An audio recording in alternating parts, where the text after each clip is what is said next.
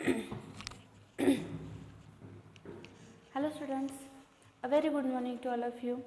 Now students, as you know that we have done our grammar revision. Now it's turn of composition. Composition means writing skill. Okay, तर composition म्हणजे काय, तुमचे writing skill जसं की essay writing, story writing, letter writing, advertisement writing, this all known as a composition or writing skill. तर हे सगळे जे आहेत एसे रायटिंग किंवा लेटर रायटिंग किंवा स्टोरी रायटिंग, ॲडव्हर्टिजमेंट रायटिंग, हे सगळे तुमचे कंपोजिशन किंवा रायटिंग स्किल, त्याला आपण लेखन कौशल्य असं म्हणतो. In that writing skill or composition section, the most important thing is your handwriting.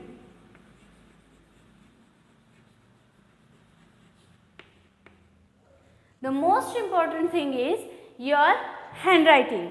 Your handwriting must be neat and clean while you are writing the composition section. Anything like essay, any story, any advertisement, any speech, any dialogues, whatever you are writing in the writing skill or in composition section, then it must that your handwriting is good. Your handwriting must be good, neat and clean. Then the second important thing, that is use of proper punctuation mark.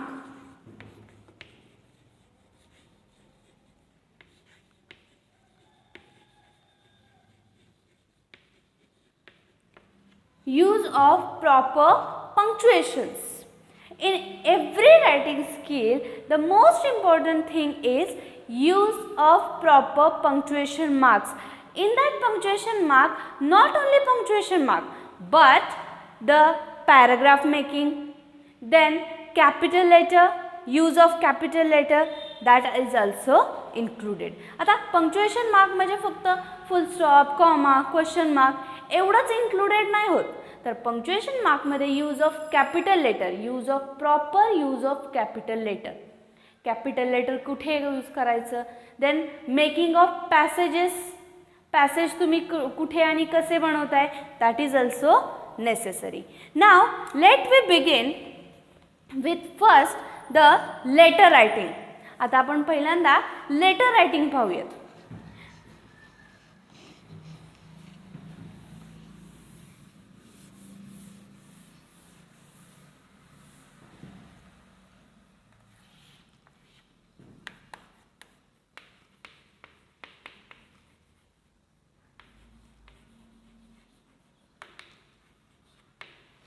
Letter writing. Now in the letter writing, most important thing is day, date, name, that is address. Okay, day, date, name, the person who is writing letter to whom. तुम्ही ज्या कोणाला letter लिहित असाल त्याचा आणि तुमचा address हे सर्व व्यवस्थित लिहिणं गरजेचं असतं लेटर रायटिंगमध्ये.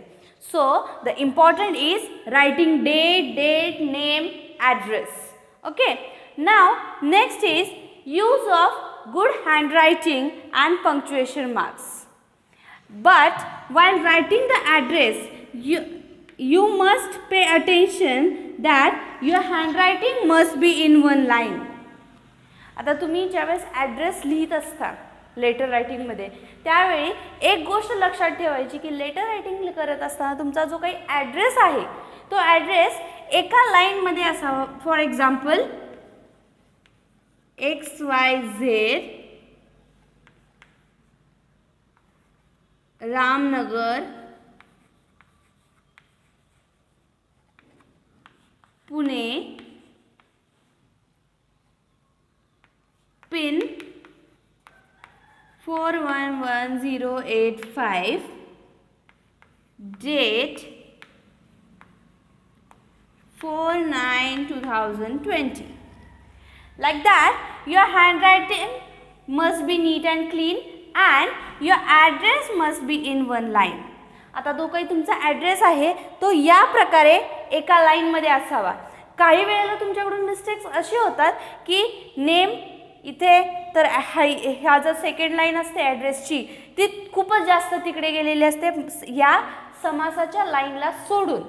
म्हणजेच काय तर तुमचा हँडरायटिंग तर व्यवस्थित असणं गरजेचं आहेच, शिवाय तुम्ही लिहिलेला ॲड्रेस हा ह्या समासाच्या लाईनच्या लगत असावा जो की एकसारखा असावा. Okay, your handwriting must be good and your address should be in one line. Then next is making suitable paragraphs. While you are writing a letter, you should make a proper paragraphs. Like if you have made, this is the line of your paper, okay, and the first paragraph you have made over here, okay, after leaving some space, काही थोडीशी जागा सोडून पहिला paragraph तुम्ही जर समजा for example इथं बनवलेला आहे, you are writing this letter like I am writing this letter, you have started to write the letter, okay, and then after completing this line you should write letter from here because etc whatever reason of your letter. अशा प्रकारे तुम्ही first paragraph start करायचा. And when you complete with your first paragraph, now if you are thinking that I should make now a second paragraph, आता जर तुम्हाला वाटलं की after 4 or 5 line, remember one thing, one paragraph should be at least 5 line. एक paragraph हा कमीत कमी 5 लाईनचा तरी असावा. Okay, now after 5 line, if you are thinking that I should make now a new paragraph, then second paragraph, while if you are making here after 5 line, then second paragraph also in line of first paragraph. तुम्ही ज्या line मध्ये first paragraph बनवलेला आहे त्याच line मध्ये तुमचा second paragraph असावा. Not only second but how many paragraphs you are making in the writing skill. Not only in the letter writing, this paragraph making skill is important in every writing skill. तर ही paragraph मेकिंगची जी काही skill आहे ती paragraph मेकिंगची skill या फक्त letter writing पुरतीच नाही आहे की पहिलं पॅराग्राफ इथं आहे तर दुसरा पॅराग्राफ त्याच्याबरोबर write down you have to make. That is important for all kind of writing skill. तर हे पॅराग्राफ मेकिंगचं स्किल जे आहे ते प्रत्येकच रायटिंग स्किलसाठी इम्पॉर्टंट आहे. जसं की पहिला पॅराग्राफ जर तुम्ही ज्या लाईनमध्ये असेल, then the second paragraph, the third paragraph, how many paragraphs you are going to make, that all the paragraph should be in one line. That should be look neatly. हे अगदी व्यवस्थित दिसायला पण दिसतं आणि तुमचे रायटिंग स्किलमधली तुमची नीटनेस दिसून येतो. Then next is proper sentence making. In the letter writing, your sentence structure should be correct. So for that sentence structure, you should learn must the tense structure. आता जर तुम्हाला सेंटेन्स स्ट्रक्चर व्यवस्थित बनवायचे असतील तर तुम्हाला टेन्सेसचे किंवा ग्रामरच्या ज्या ज्या काही कन्सेप्ट आहेत त्या प्रत्येक कन्सेप्टमधले सेंटेन्स स्ट्रक्चर तुम्हाला माहिती असणं गरजेचं आहे. तर त्यामुळे ग्रामरमध्ये सेंटेन्स स्ट्रक्चर बनवण्यासाठी तुम्हाला जे काही स्ट्रक्चर्स असतात, subject plus verb form plus object, then any auxiliary you are using, that all the sentence structure you should must have learn. Okay, तुम्हाला सेंटेन्स स्ट्रक्चर माहिती असणं खूप गरजेचं आहे तर तुम्ही व्यवस्थित सेंटेन्स फॉर्मेशन करू शकता. After that you are completing the letter, then important thing is salutation. At down salutation. So at down salutation you can write the salutation right next to the address. तुम्ही address ज्या बाजूला लिहिलेला आहे उजव्या बाजूला त्या ॲड्रेसच्या बरोबर खाली लेटरच्या नंतर तुम्ही सॅल्युटेशन लिहू शकता. जसं की if you are writing the formal letter, जर का तुम्ही औपचारिक पत्र लिहित असाल, then the salutation will be yours sincerely. लक्षात घ्या, सॅल्युटेशन हे फॉर्मल लेटरसाठी आणि इनफॉर्मल लेटरसाठी हे डिफरंट असतं. For the formal letter the salutation will be yours faithfully, okay, and for the informal letter the salutation will be yours lovingly, or you can write here yours. If you are writing the formal letter, then yours sincerely, and if you are writing the informal letter, then you can write here your lovingly, and here XYZ your name, okay. Then next is in writing letter, while you are writing the letter, your sentence, whatever the sentences you have made, that sentences should be related to your topic or given subject. आता तुम्हाला letter रायटिंगसाठी एक subject दिलेला असतो, बरोबर की नाही. मग त्या सब्जेक्टच्या रिलेटेडच तुम्ही लिहिलेली वाक्य ही असावीत. Your letter in your letter the sentences should be related to your subject or related to your topic. तुमच्या लेटर रायटिंग मधले सब्जेक्ट हे तुमच्या लेटर रायटिंग मधला जो काही सब्जेक्ट आहे त्या सब्जेक्टच्या रिलेटेडच तुम्ही बनवलेली वाक्य ही असावीत. Okay, now next is story writing.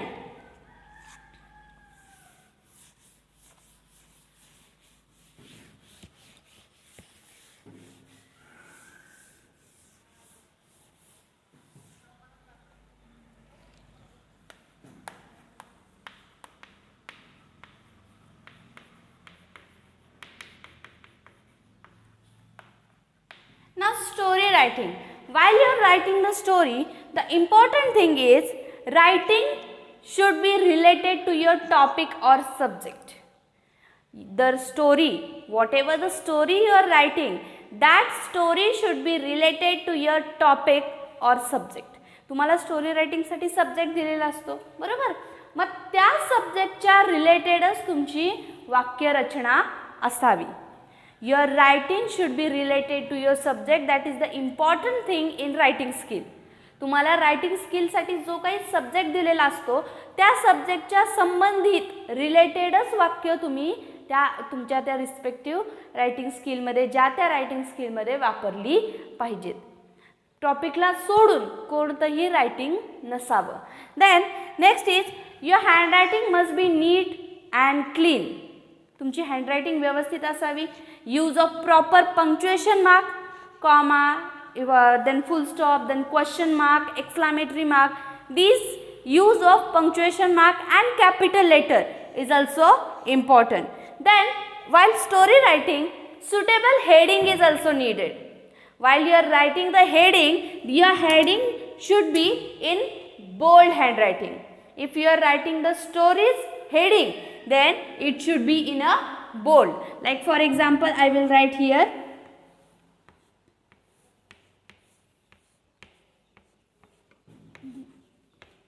the lion and the mouse.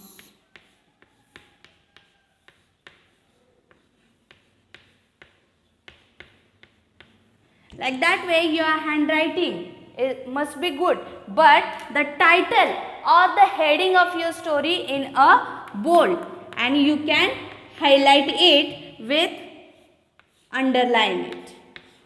तुम्ही त्याला हायलाइटेड सुद्धा करू शकता. अशा प्रकारे तुमचं हेडिंगच जर कॅची असेल तर तुमची खाली स्टोरी सुद्धा व्यवस्थित. आणि जर तुमचं हेडिंगच जर व्यवस्थित नसेल किंवा तुम्ही हेडिंग टाकायचंच विसरलात तर तुमची स्टोरीचं नेम काय आहे ते कोणालाही कळणार नाही. So handwriting is good, but your heading is also important. Okay, then next is proper use of capital letter and punctuation mark that we have already seen. Use of proper punctuation mark and proper capital letter. And most important thing about the heading, that is if sometime heading is not given. Okay, काही वेळेला जर का heading दिलेलं नसेल then you have to write a suitable heading. कळतंय? म्हणजे जर का काही वेळेला जर तुम्हाला स्टोरी रायटिंगसाठी हेडिंग नाही दिलेलं आणि तुम्हाला हेडिंग सजेस्ट करायचं आहे, sometime you have to suggest a heading. Okay, काही वेळेला तुम्हाला हेडिंग सजेस्ट करायचं असतं, then that time you have to suggest a suitable heading for your story. तुम्ही स्टोरी व्यवस्थित वाचायची. तुमची स्टोरीसाठी जे काही पॉईंट्स दिलेले आहेत, with the help of point you have to write a story. That is important. तुम्हाला पॉईंट्स दिलेले असतात, त्या पॉईंट्सच्या रिलेटेड, त्या पॉईंट्सला धरूनच तुम्हाला स्टोरी लिहायची असते. मग ते पॉईंट्स वाचल्यानंतर your story name you have to suggest. तुमच्या स्टोरीचं नाव तुम्हाला सजेस्ट करायचं असतं. Then next is proper sequence of given points and sentences. Proper sequence of given points and sentences म्हणजे तुम्हाला जे काही पॉईंट्स दिलेले असतात त्या पॉईंट्सचा एक सिक्वेन्स ठरलेला असतो. मग त्याच सिक्वेन्सनी तुम्ही जी वाक्य बनवाल ती वाक्य बनवायची असतात की जेणेकरून तुमचा सिक्वेन्स मिक्सअप नको व्हायला. ओके, सिक्वेन्स वर खाली नको होता कामा. म्हणून दिलेल्या पॉईंट्सचा जो सिक्वेन्स असतो त्याच पॉईंट्सच्या सिक्वेन्सने तुम्ही वाक्यरचना करायची असते. The next is proper paragraphs. Here also same paragraph making trick that one paragraph should be come right down to the next paragraph. All the paragraphs should be in one line. सगळे paragraph तुम्ही जेवढे काही paragraph बनवणार आहात ते एका लाईनमध्ये असायला हवेत. पण एका लाईनमध्ये असताना पुन्हा एकदा सांगते मी, एका लाईनमध्ये असावेत म्हणजे फक्त स्टार्टिंगची लाईन जी असेल, स्टार्टिंगचं जी लाईन असेल ती व्यवस्थित गॅप सोडून असावी. त्यानंतर नेक्स्ट लाईन तुम्ही तुमची जी काही समासाची लाईन आहे त्याला चिटकून तुम्ही लिहू शकता. And all the line you can write. Then while you are making paragraph that time only you have to leave the space little bit. तुम्ही ज्यावेळी पॅराग्राफ बनवणार आहात त्याच वेळी समासापासून तुमच्या त्या लेखणीपर्यंत थोडीशी जागा सोडायची असते. काही वेळेला मुलं असं करतात की सर्वच पॅराग्राफ हे इथं चिटकून तरी लिहितात किंवा इथून तर इथूनच सगळे, मग इथं पूर्ण सगळ्याच लाईनला इथं जागा सोडलेली असते. That is wrong. हे चुकीचं आहे की पूर्ण सगळ्याच लाईन एका म्हणजे एका लाईनमध्ये लिहायचं. इथं सगळ्याच लाईनला स्पेस सोडायची किंवा सगळ्या लाईन समासाच्या लाईनला टच करून लिहायच्या. हे चुकीचं आहे. Paragraph making you can see in the textbook. तुमच्या टेक्स्टबुकमध्ये तुम्ही पाहिलेलं असेल की सगळे जे पॅराग्राफ्स आहेत ते कसे एका लाईनमध्ये असतात, बरोबर की नाही.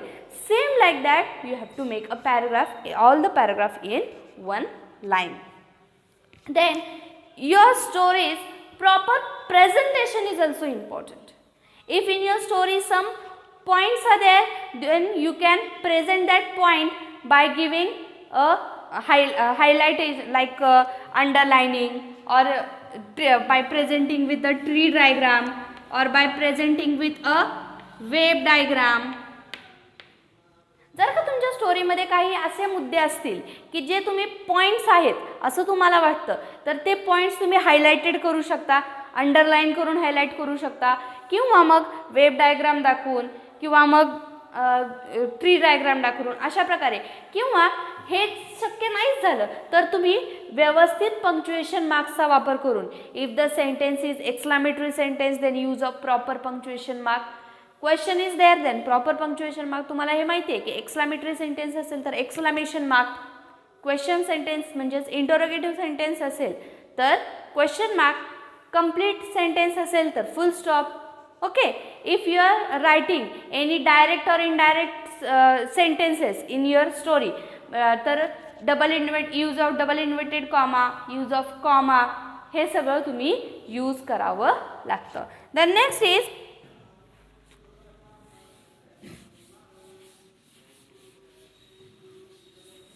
essay writing. Now while you are writing the essays,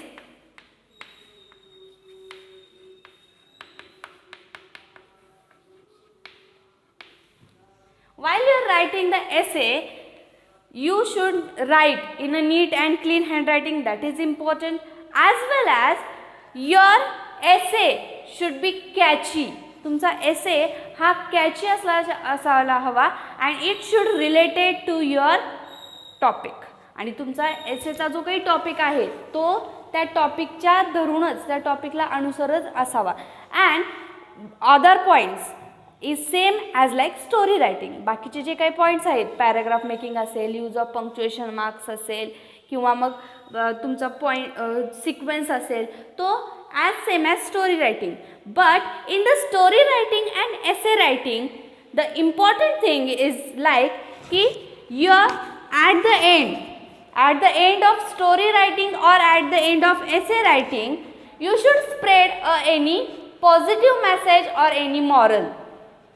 एंडला, एसे रायटिंगच्या एंडिंगला किंवा स्टोरी रायटिंगच्या एंडिंगला तुमच्या लेखणीतून काहीतरी पॉझिटिव्ह अप्रोच किंवा पॉझिटिव्ह मेसेज किंवा मॉरल हा स्प्रेड झाला पाहिजे. स्टोरी रायटिंगमध्ये ॲट द एंडिंगला तुम्ही मॉरल लिहू शकता की ज्या मॉरलमधून काहीतरी तुमचा पॉझिटिव्ह अप्रोच स्प्रेड होऊ शकतो. आणि एसे रायटिंगमध्ये सुद्धा एंडिंगला तुम्ही काहीतरी पॉझिटिव्ह मेसेज देऊ शकता. That positive message will give you extra mark. तर ते पॉझिटिव्ह मेसेजमुळं तुमच्या लेखणीतला एक प्रकारचा तुम्हाला सब्जेक्ट कितपत कळला आहे तुमच्या एसे रायटिंगचा किंवा स्टोरी रायटिंगचा, हे त्या परीक्षकापर्यंत लगेच पोचतं. त्यामुळे so you have to give any positive message at the end or any positive approach or you can say moral. बोध, काहीतरी तुमच्या स्टोरीतून एसेतून मिळालेली सीख, बोध किंवा आपण त्याला म्हणू शकतो तुम्ही दिलेला एखादा पॉझिटिव्ह मेसेज तो तुम्ही ॲट द एंडिंगला हायलाइटेड करून, म्हणजेच तुम्ही बॉक्स करून लिहू शकता किंवा तुम्ही वेगळ्या हँडरायटिंगमध्ये लिहू शकता. But the positive message is important at the end of story writing or essay writing. Story writing किंवा एसे रायटिंगच्या एंडिंगला तुमचा पॉझिटिव्ह मेसेज असणं गरजेचं आहे. Then next is dialogue writing. So while writing the dialogue, make proper sentences. While writing the dialogue, आता dialogue writing म्हणजेच conversation, बरोबर. While you are writing the dialogues, you should keep in mind that you should write person's name or initial of person's name, like A said, then what A said, then B said, whatever the B said. If the third person in your conversation or dialogue, then you can write C said, like that. Okay, use of proper punctuation mark, inverted comma, then question mark, double inverted comma, then exclamation mark, full stop. This all is important here also. Okay, then whatever the dialogues you are writing, that should be in proper sequence. तुमच्या डायलॉगचा एक sequence असायला हवा, नाहीतर sequence जर तुमचा mix up झाला तर तुमच्या डायलॉग रायटिंगमधली जी काही इंटरेस्ट असेल तो इंटरेस्ट निघून जातो. म्हणूनच your sequence should be proper and your dialogues should be related to your given topic. तुम्हाला डायलॉग रायटिंगसाठी सुद्धा एक टॉपिक दिला जातो की XYZ अशा टॉपिकवरती तुम्हाला डायलॉग रायटिंग करायचे. मग for example if you are travelling from bus and you are discussing with that seatmate about internet and its uses. So write the dialogue.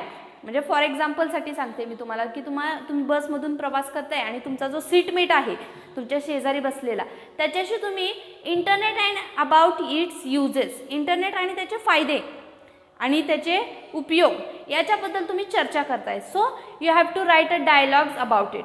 मग त्यावेळी तुम्ही त्या इंटरनेट आणि त्याचे यूज अब्यूज त्याच्याशी रिलेटेड असणारेच डायलॉग्स तुम्ही काय बोलला, तो पुढचा व्यक्ती काय बोलला, हे व्यवस्थित प्रॉपरली मांडणं गरजेचं असतं. Okay, then next is report writing.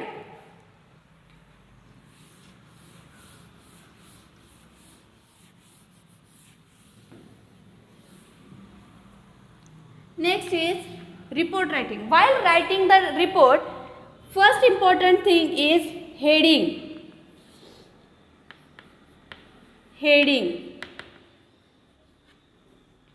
Your heading should be properly written. तुमचं हेडिंग हे व्यवस्थित लिहिलेलं असलं पाहिजे. Then day and date must be here. Day and date you can write place also. Day, date, place. Okay. If for example you are writing a report on how you celebrated Children's Day in your school. आता जर का तुम्ही report writing करत आहात children's day कशा प्रकारे celebrate केला त्याबद्दल, then celebrated children's day. Okay, असं हेडिंग येणार. Then day and date. Then after that place. Place is your school's multi-purpose hall or any other hall. Then place. And then by making proper paragraph, start writing your report. And while you are writing a report, remember one thing, while you are writing a report, your sequence should be correct. आता तुम्ही report writing करताय म्हणजे काय करताय की तुम्ही जो काही कार्यक्रम साजरा केलेला आहे त्या साजऱ्या केलेल्या कार्यक्रमाची तुम्ही एक प्रकारची माहिती देताय, म्हणजेच रिपोर्ट रायटिंग करताय. बरोबर. मग ते रिपोर्ट रायटिंग करत असताना तुम्ही व्यवस्थित सिक्वेन्स तुमचा असणं सेंटेन्सेसचा गरजेचं आहे.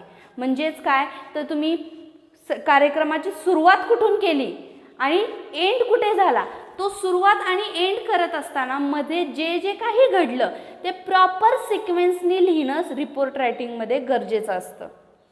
Remember one thing, in the report writing important is proper sequence. तुमच्या कार्यक्रमाचा प्रॉपर सिक्वेन्स असणं रिपोर्ट रायटिंगमध्ये गरजेचं असतं.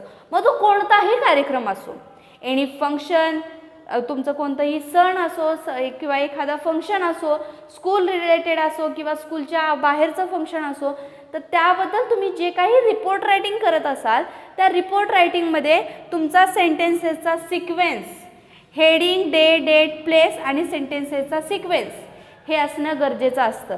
आणि मगाशी सांगितल्याप्रमाणे रायटिंग स्किलच्या कोणत्याही विषयामध्ये इम्पॉर्टंट म्हणजे your handwriting must be neat, clean and use of proper punctuation mark as well as capital letter and making paragraphs. हे महत्त्वाचं असतंच. नाव you have to write about given topic related to your topic. आता तुमचं महत्त्वाचं म्हणजे काय ह्याच्यात सुद्धा की तुम्ही जे काही लिहित असाल ते तुमच्या टॉपिकला अनुसरूनच असायला हवं. Okay. The next is advertisement making.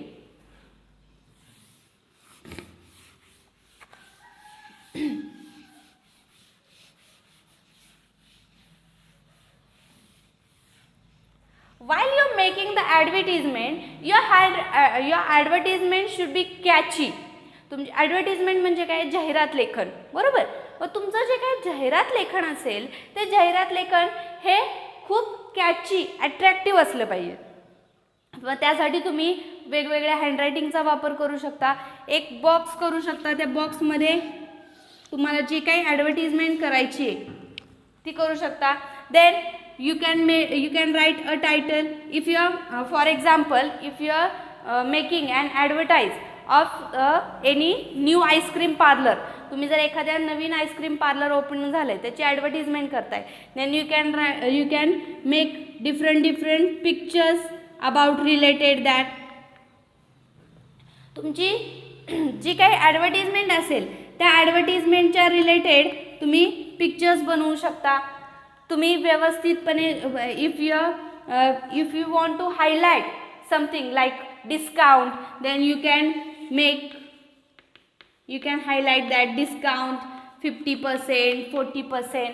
म्हणजे तुमच्या त्या ॲडव्हर्टिजमेंट रायटिंगमध्ये सगळे पॉईंट्स कव्हर अप करणं गरजेचं आहे. म्हणजे जर का तुम्ही एखादी जाहिरात करताय की ज्या जाहिरातीमध्ये त्या जाहिरातीमधून तुम्ही जाहिरात करण्यामागचं कारण हे स्पष्ट झालं पाहिजे. म्हणजे जर का एखादं नवीन ओपनिंग असेल तर त्या नवीन ओपनिंगमध्ये त्या दुकानामध्ये, त्या शॉपमध्ये किंवा ज्याचं काही तुम्ही जाहिरात करताय त्याच्यामध्ये इतरांपेक्षा काय वेगळं आहे, डिस्काउंट, सेल अशा प्रकारे मेन्शन करू शकता. फॉर एक्झाम्पलसाठी काही वेळेला तुम्हाला जर ॲडव्हर्टिजमेंट करायची असेल ट्री प्लांटेशन कॅम्पेनची, ओके, म्हणजे एक ट्री प्लांटेशन कॅम्पेन भरवणार आहे त्याच्यासाठी, किंवा ब्लड डोनेशन कॅम्पची जर तुम्हाला ॲडव्हर्टिजमेंट करायची तर त्यासाठी सुद्धा तुमचं प्रॉपर पोस्टर असणं गरजेचं आहे. आता ॲडव्हर्टिजमेंट मेकिंग म्हणजे काय, थोडक्यात तुमचं पोस्टर मेकिंग, बरोबर. ॲडव्हर्टिजमेंट म्हणजे काय, तुम्हाला जाहिरात लेखन, त्याचबरोबर तुम्ही एक प्रकारचं पोस्टर तयार करताय अशा प्रकारे.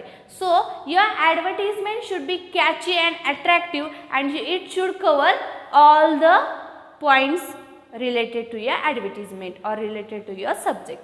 तुम्हाला जो ॲडव्हर्टिजमेंटचा जो सब्जेक्ट आहे त्या सब्जेक्टच्या रिलेटेड सर्व पॉईंट तुमच्या त्या ॲडव्हर्टिजमेंटमध्ये कव्हरअप असायला हवेत. आणि तुमचं हँडरायटिंग तर व्यवस्थित असावंच, पण त्यामुळे तुमच्या हँडरायटिंगमुळे ती ॲडव्हर्टिजमेंट तुमची कॅची बनली पाहिजे, अट्रॅक्टिव्ह बनली पाहिजे, एवढं लक्षात ठेवायचं. Then proper sentence structure is also important in advertisement writing also. Proper sentence structure you have to make it. Then after that, in the composition section, some personal response type question also there. आता तुम्हाला writing स्किलमध्ये अजून एक भाग येतो, तो म्हणजे personal response type क्वेश्चनचा. तर personal response टाईपचे जे क्वेश्चन असतात, that all the personal response type question you have to first realise what is the question. तुम्हाला पहिल्यांदा प्रश्न समजून घेतला पाहिजे की दिलेला प्रश्न हा काय आहे. And whatever the answer is your writing, that answer should be related to your question. तुम्हाला विचारलेल्या प्रश्नाच्या निगडीतच आन्सर असावं. काही वेळेला असं होतं, तुम्हाला प्रश्न लक्षात येत नाही काय दिलेलं आहे आणि तुम्ही उत्तर वेगळंच काहीतरी लिहून जाता. Okay, so first thing is you must realise what is the question. पहिलं थिंग म्हणजे काय, तुम्हाला प्रश्न काय आहे हे व्यवस्थित समजून घेतलं पाहिजे आणि त्यानंतर त्या प्रश्नाच्या रिलेटेड तुम्ही आन्सर लिहायचं. And while writing the answer of personal response, while writing your answer in personal response type question or any long answer question, तुम्ही मोठ्या उत्तर लिहिणार म्हणजे लॉंग आन्सर क्वेश्चनसाठी किंवा पर्सनल रिस्पॉन्ससाठी तुमचं प्रेझेंटेशन असणं गरजेचं आहे. Your presentation is important while writing the answer. The presentation म्हणजे काय, जर if there are points and sub points in your answer, then you can make a tree diagram like main 2 points, then another sub points.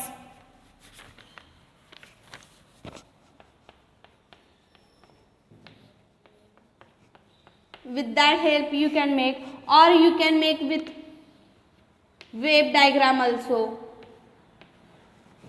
म्हणजेच काय की तुमचे points हे व्यवस्थितपणे दिसले जातात.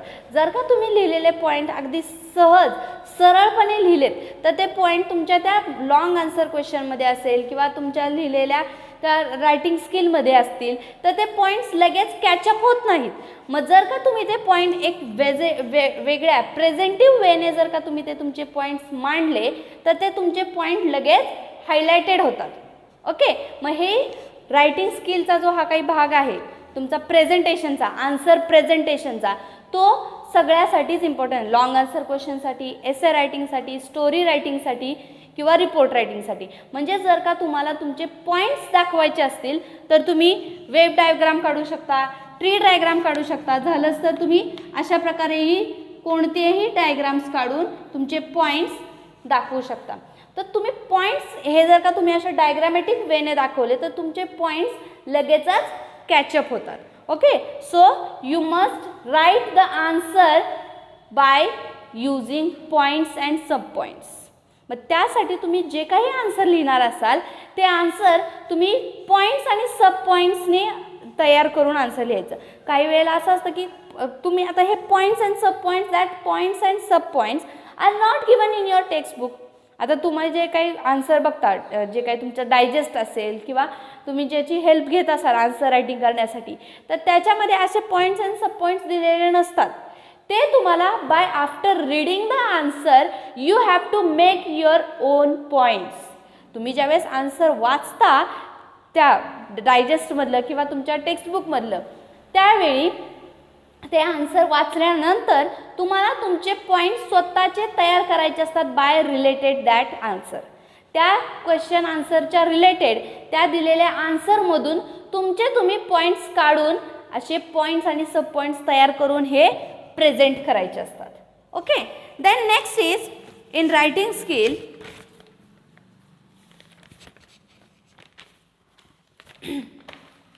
paragraph writing.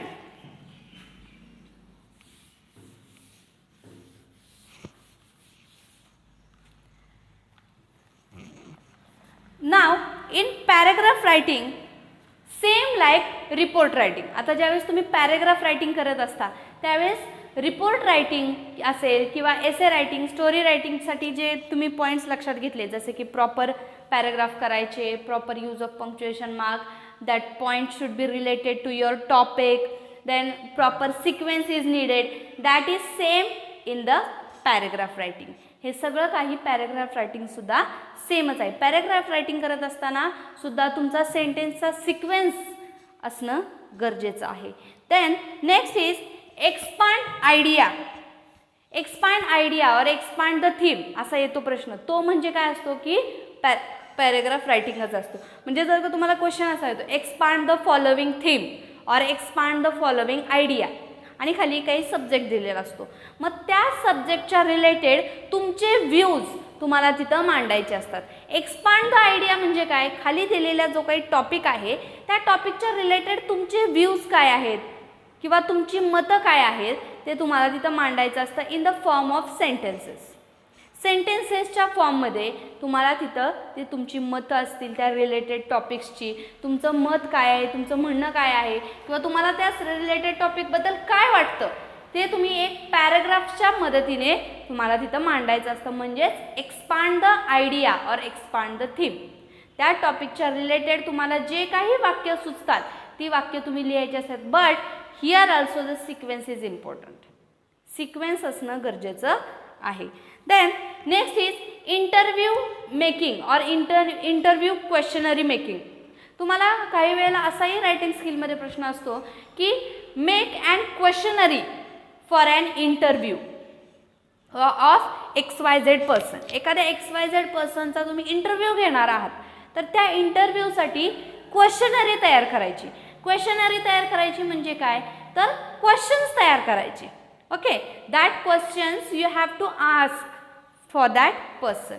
तुम्हाला त्या ज्या पर्सनचा तुम्ही इंटरव्ह्यू घ्यायला जाणार आहात त्या इंटरव्ह्यू घ्यायला जाणाऱ्या पर्सनला तुम्हाला ते क्वेश्चन्स विचारायचे. मग त्यासाठी तुम्ही क्वेश्चनरी म्हणजेच प्रश्नावली तयार करायची असते. So that question should be related to that person.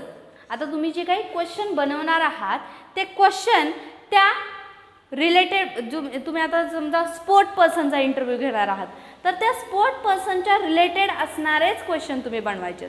If you are making an interview for any star और फिल्म स्टार, जर का तुम्ही एखाद्या फिल्म स्टारचा इंटरव्ह्यू घेणार आहात then your question should be related to its career.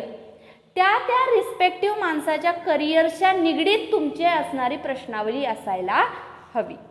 आता तुम्हाला टॉपिक तर ऑलरेडी दिलेला असतो. काही जरी टॉपिक दिला की make and questionnaire for an interview of any sport person दिलेला असेल तर त्या स्पोर्ट पर्सनच्या जॉबच्या रिलेटेड, त्या स्पोर्ट पर्सनच्या करिअरच्या रिलेटेड तुम्हाला सगळे प्रश्न हे विचारायचे असतात. मग त्यासाठी सुद्धा तुमच्या प्रश्नांचा सिक्वेन्स असणं गरजेचं आहे. तुम्ही स्टार्टिंगलाच जर त्या व्यक्तीच्या स्टार्टिंगला तुम्ही व्यक्तीचं काही पर्सनल विचारू शकता like where you have born, where you have spend your school time, तुमचा जन्म कुठे झाला, तुमचा स्कूल टाईम तुम्ही कुठे स्पेंड केला, अशा प्रकारे सुरुवातीपासून तुम्ही प्रश्न सिक्वेन्सने विचारणं गरजेचं आहे. And important is your question should B proper. तुमचे प्रश्न हे व्यवस्थितच असायला हवेत. So proper sentence structure is important but also the presentation of your question should B important. आता तुमचा क्वेश्चन जो आहे त्यासाठी सेंटेन्स स्ट्रक्चर तर गरजेचं आहेच, पण तुम्ही प्रश्न जो काही विचारलाय तो प्रश्न विचारणं योग्य देखील आहे का हे लक्षात घेऊनच तुम्ही क्वेश्चनरी तयार करायची असते. So question should B proper and use of proper punctuation mark and capital letter is also important in interview questionnaire making. Then is information transfer from verbal to non verbal. त्यानंतर असाही प्रश्न येतो की transform the following information from verbal to non verbal. आता काही वेळेला प्रश्न असा असतो की खाली दिलेली माहिती ही वर्बलपासून नॉन वर्बल फॉर्ममध्ये ट्रान्सफर करा किंवा नॉन वर्बल फॉर्ममधून वर्बल फॉर्ममध्ये ट्रान्सफर करा. मग त्यावेळी काय तर तुम्हाला ज्यावेळेस असा क्वेश्चन असतो transform the information from verbal to non verbal, त्यावेळी तुम्हाला काही पॅराग्राफ दिलेला असतो. From that paragraph you have to take out some points, sub points and related points. आता तुम्हाला जो काही पॅराग्राफ दिलेला असेल इन्फॉर्मेशन ट्रान्सफरसाठी, त्या इन्फॉर्मेशन ट्रान्सफरसाठी दिलेल्या पॅराग्राफमधून तुम्हाला काही points, important points, main points, sub points अशा प्रकारे तुम्हाला पिक आउट करायचे असतात, काढायचे असतात. You can underline by pencil on your question paper. तुम्ही तुमच्या क्वेश्चन पेपरवरती पेन्सिलला अंडरलाईन करून ते पॉईंट्स सुरुवातीला काढू शकता. Otherwise you can right on a rough paper. तुम्ही पहिल्यांदा सगळे पॉईंट्स काढण्यासाठी रफ पेपरचा वापर करू शकता. त्या रफ पेपरवरती व्यवस्थित सगळे पॉईंट काढायचे and then while transforming into non verbal. आता तुम्ही पहिल्यांदा काय बघताय की information transfer from verbal to non verbal. पॅसेजचा जो काही फॉर्म असतो तो पॅसेजच्या फॉर्ममधून तुम्हाला ती इन्फॉर्मेशन दुसऱ्या नॉन वर्बल फॉर्ममध्ये म्हणजेच ट्री डायग्राम फॉर्ममध्ये किंवा वेब डायग्राम फॉर्ममध्ये किंवा टेबल फॉर्ममध्ये ट्रान्सफर करायची. मग त्यासाठी तुम्ही पॉईंट्स एका रफ पेपरवरती रफली काढायचे. त्यानंतर ते पॉईंट्स व्यवस्थित सिक्वेन्सने जुळवून तुम्ही नॉन वर्बल फॉर्ममध्ये त्याचं प्रेझेंटेशन करू शकता. आता नॉन वर्बल फॉर्ममध्ये प्रेझेंटेशन करत असताना you can make a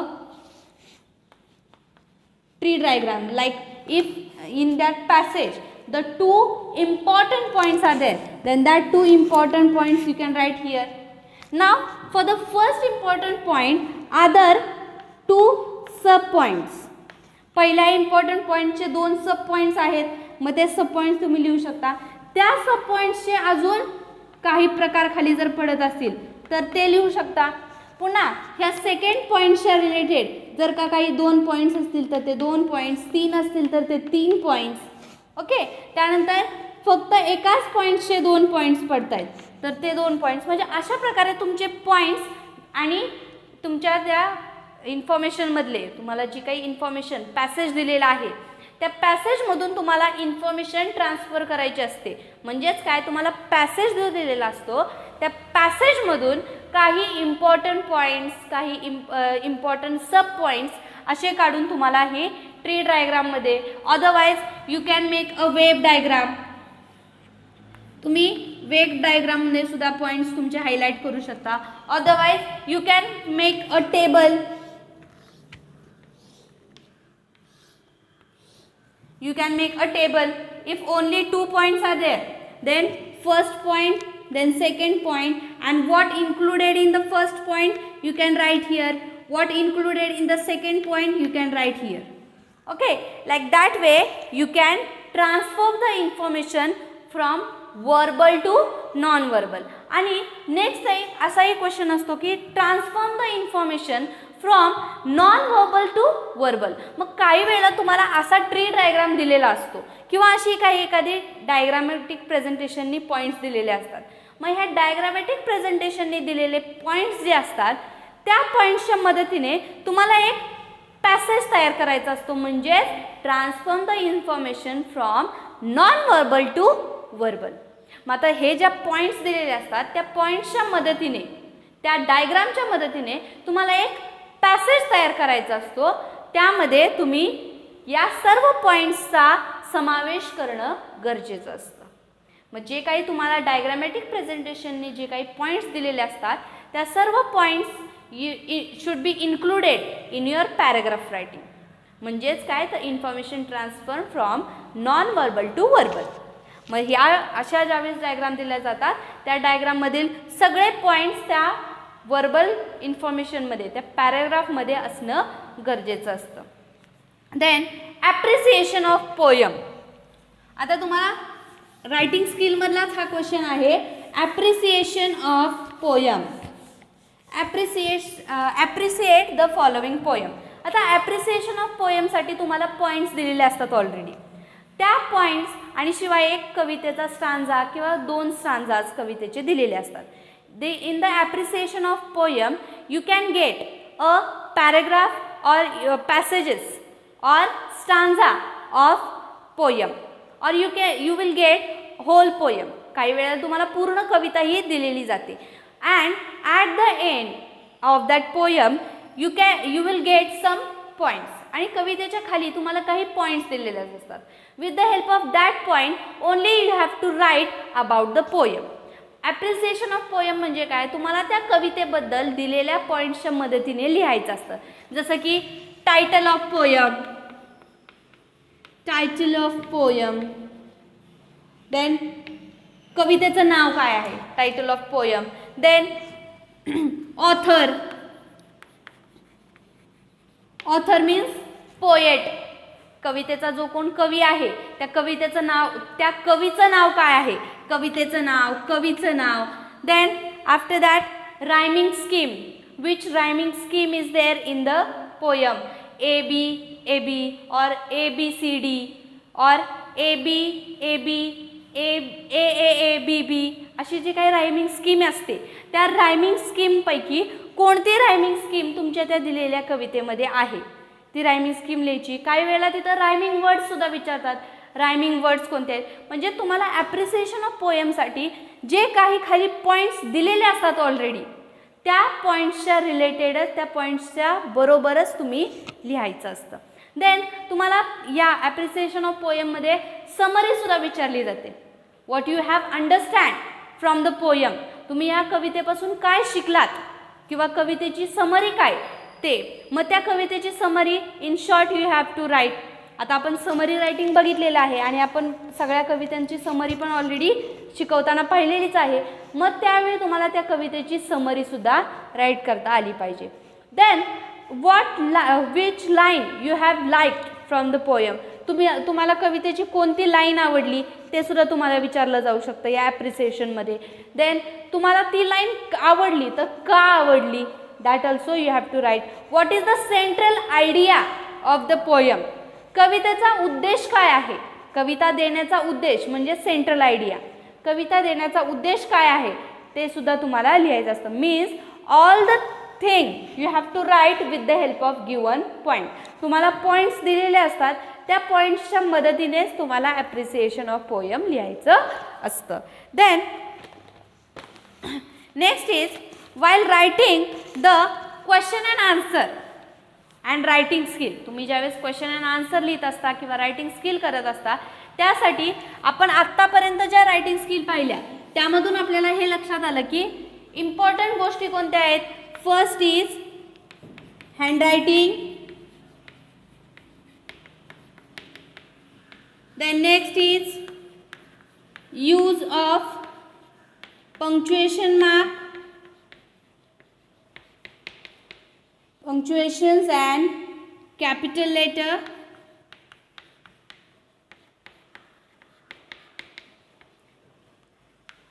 then next is proper paragraph making,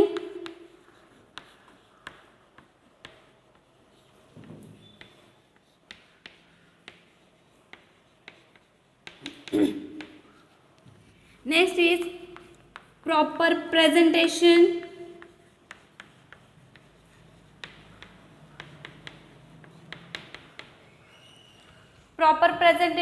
and then next is proper sequence,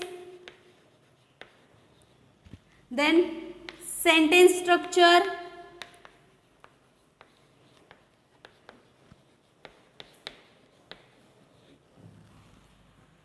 then next is use of any positive approach at the end.